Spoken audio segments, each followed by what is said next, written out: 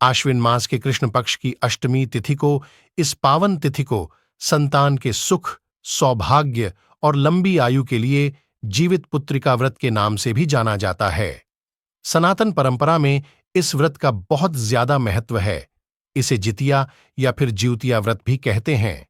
तमाम तरह के व्रत की इस व्रत को रखने के लिए भी कुछ नियम बताए गए हैं, जिसके अनुसार इस व्रत को करने पर शीघ्र ही शुभ फल प्राप्त होता है और संतान को कदम कदम पर सौभाग्य का साथ मिलता है।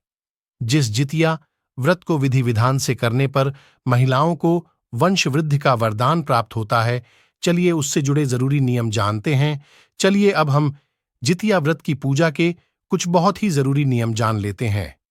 पहला है, नहाए खाए से शुरुआत करने वाली महिलाओं को आज स्नान ध्यान करने के बाद पूरे दिन विधि विधान से व्रत रखना चाहिए। महिलाओं को श्रद्धा और विश्वास के साथ गंधर्व राजकुमार जीमूतवाहन की कुश से निर्मित मूर्ति की पूजा करनी चाहिए। जितिया व्रत में चील और सियार की गोबर से मूर्ति बनाकर उनकी विशेष रूप से पूजा करने का विधान है। दूसरा है, जितिया व्रत में पूजा के दौरान विशेष रूप से सरसों का तेल और खली चढ़ाई जाती है।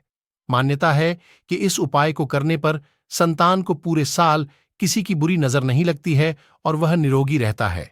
इस व्रत का पारण नवमी तिथि वाले दिन स्नान ध्यान करने के बाद करना चाहिए। तीसरा है, जितिया व्रत को करते समय महिलाओं को भूलकर भी तामसिक चीजों का सेवन नहीं करना चाहिए।